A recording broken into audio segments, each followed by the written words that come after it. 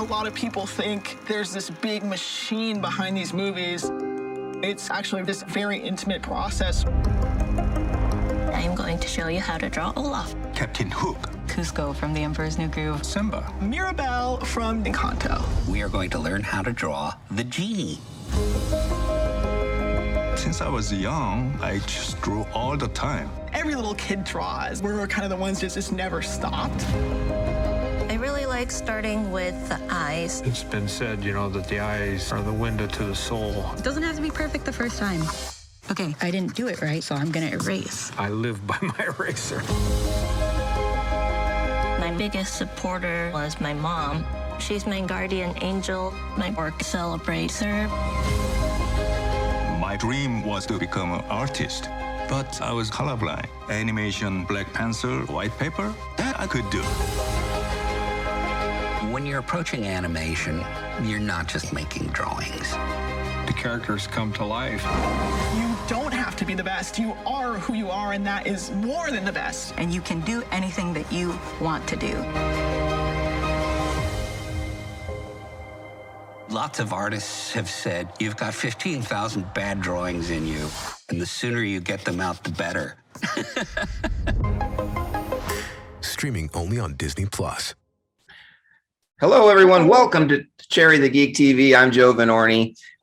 Sketchbook is a new, intimate, instructional documentary series from the creators of Chef's Table that is premiering on Disney Plus April 27th. This exclusive experience will give viewers of all ages a new understanding of how beloved Disney characters come to life on screen, and it introduces them to a new set of real-life characters, the Disney Animators. And we're pleased to have one of those animators that's featured in Sketchbook, Hyun-Min Lee, with us today. Hyun-Min Lee, welcome to Cherry the Geek TV. Hello. Thank you. I know that the Sketchbook series kind of gives a little background of each animator, but for those who haven't seen the show yet, kind of tell people a little bit about you and your background and some of the projects that you've worked on. Okay. Hello, my name is Hyunmin Lee. I'm an animator at the Walt Disney Animation Studios. I started in 2007. I started as a hand-drawn animation trainee, and then I went on to do 2D animation and CG animation.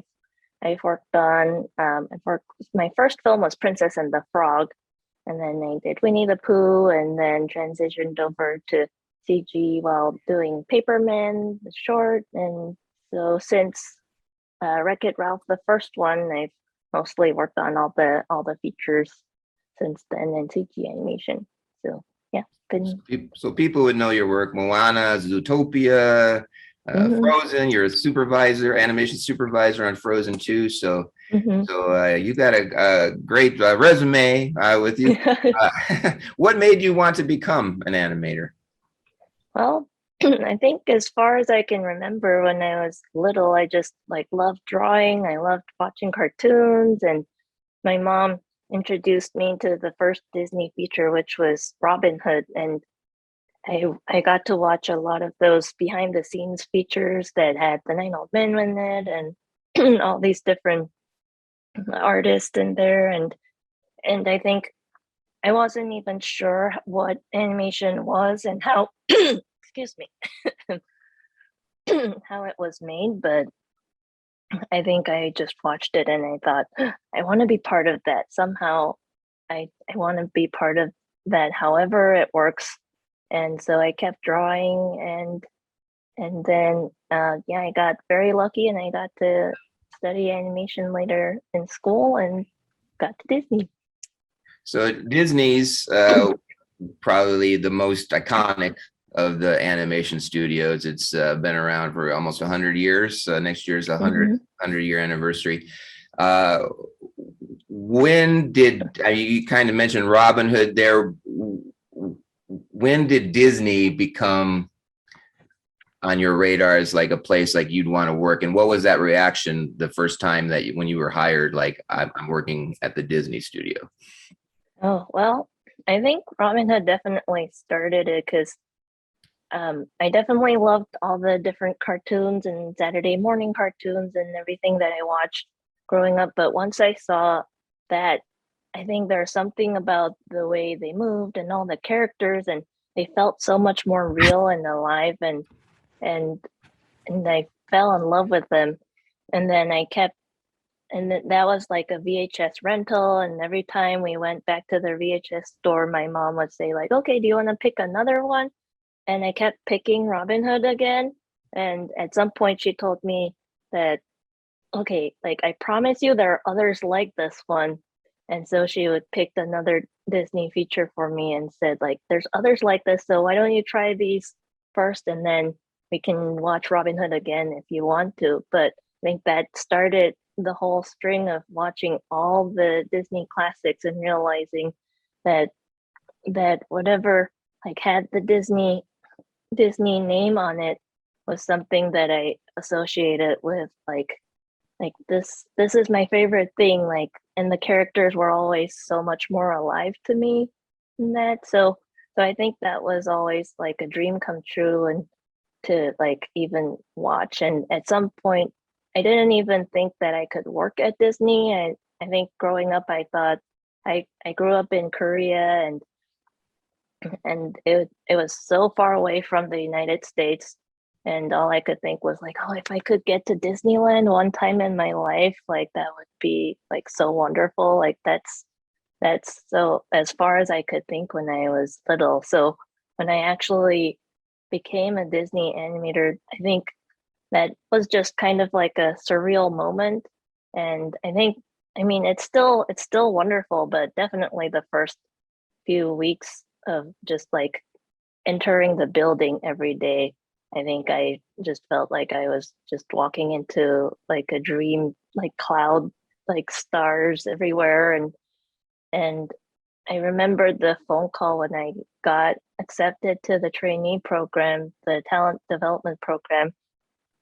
I was getting ready for graduation for CalArts and got a phone call and said, like, we're accepting you into the talent development program. And do you want to think about it and let us know? And I said, I don't need to think about it. The answer is yes right away.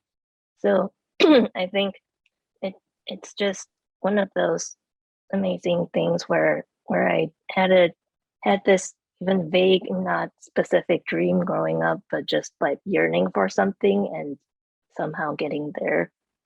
And I think that's just kind of like an amazing thing for me. So let's talk about Sketchbook.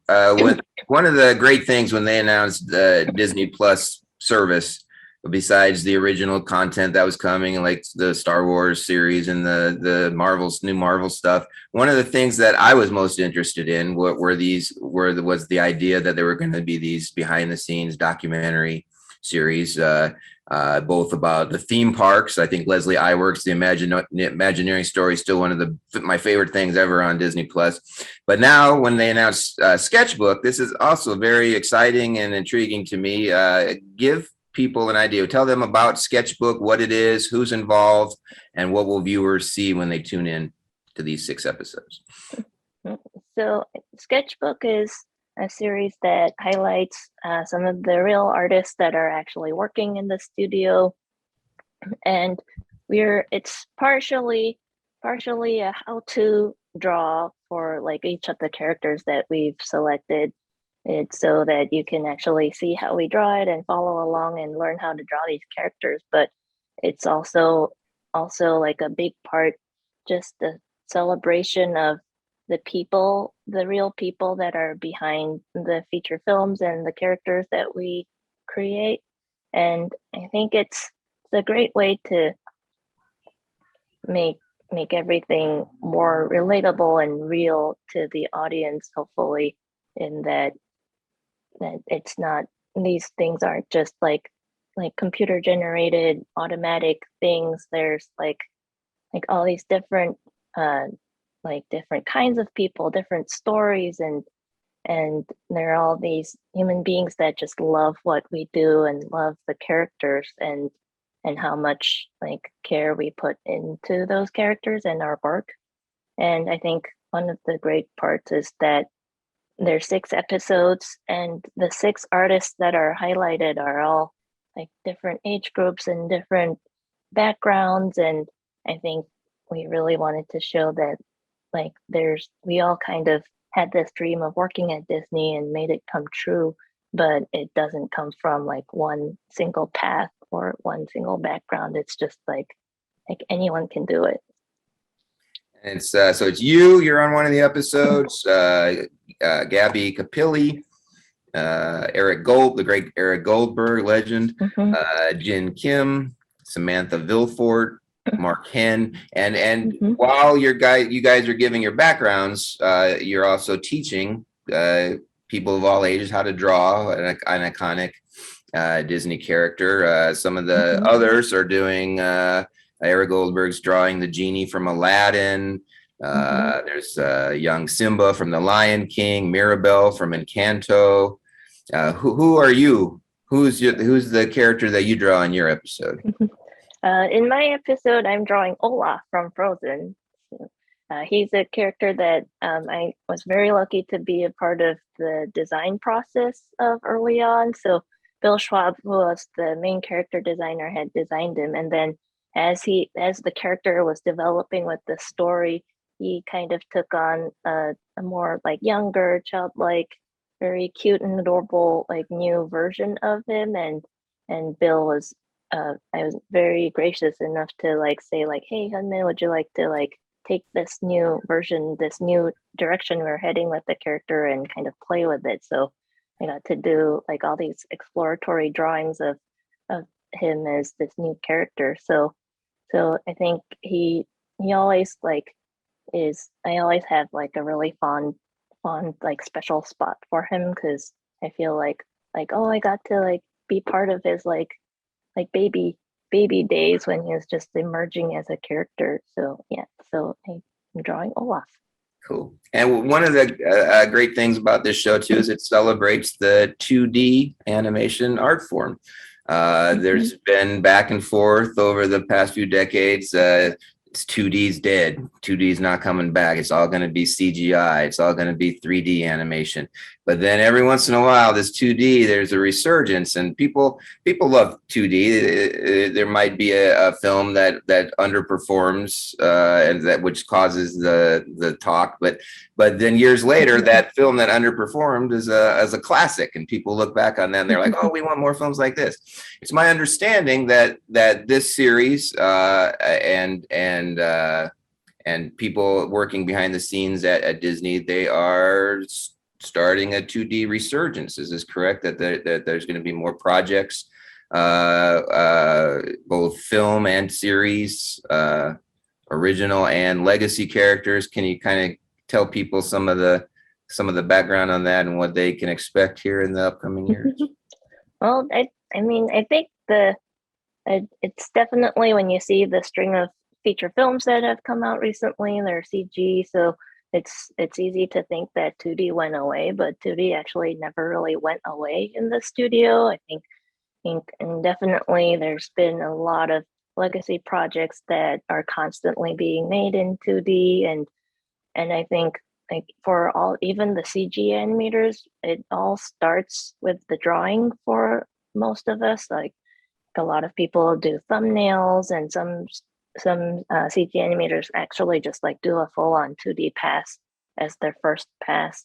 So it never really quite like went away or died in any way. But I think there's also like a lot of variety of outlets, and you have Disney Plus, so there's a lot more opportunities to try different things in different different formats of films. So I think there's definitely a lot to look forward to, and we just actually started our 2D animation talent development program again. So we have new 2D interns for the first time in a long time. So yeah, there's definitely like new exciting things coming.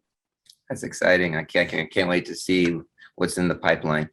We're almost out of time. Before we go, I want to ask you, what is your favorite character that you've worked on as an animator, and why? And are there any characters from the past, Disney characters from the classic characters that you wish that you could take a crack at, and why? I think I definitely love Olaf. I have a weird ironic story in that I got to do so much of the early design work on Olaf, but I actually never got to animate it in any of the films. Somehow, like I always would like be animating Anna or Elsa in the Frozen films, and then never got to animate Olaf. So in terms of animating, my favorite character that I got to animate is probably definitely Louis from Princess and the Frog, because he was my first, like the first proper Disney character that I was a part of animating. I was on the Louis crew under Eric Goldberg, who was the supervisor, and I had such a, and that was like the ultimate dream come true moment for me, because it was a film being directed by Ron and John, and all these supervisors that I grew up idolizing and loving their characters. Like I was just working with them every day. So every day was just like cloud nine for me. And I had so much fun on Louis. So I think Louis definitely has like a very, very big like part in my heart. I think in terms of the classic characters, I actually really would love to get to animate Donald Duck more, because I feel like I love like Mickey and all the other characters, like classic characters, the Winnie the Pooh characters I love too. But like I think there's something kind of fun and real about the fact that Donald Duck he gets to be angry and upset. And I think sometimes we all like that there's kind of like a catharsis in the way that he gets to express that, and he does kind of get a little bit of like payback from being too angry, and so there's always like a good lesson to be learned. But I always felt like he's such a fun character, just to be able to like express those range of emotions from like happy to mad to like understanding and realization, and so I'd love to get to animate more Donald someday.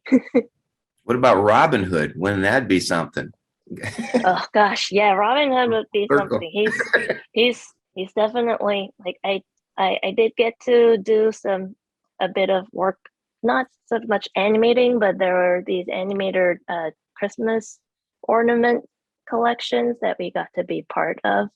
So we got to pick a few characters that we would design Christmas ornaments for. So I definitely put Robin Hood in there, and I got to draw him in different poses a little bit. He's definitely, I think he's like really up there in the level of like draftsmanship that you need to like bring out to be able to draw him. But yeah, I think in a way he's so much of a dream and idol.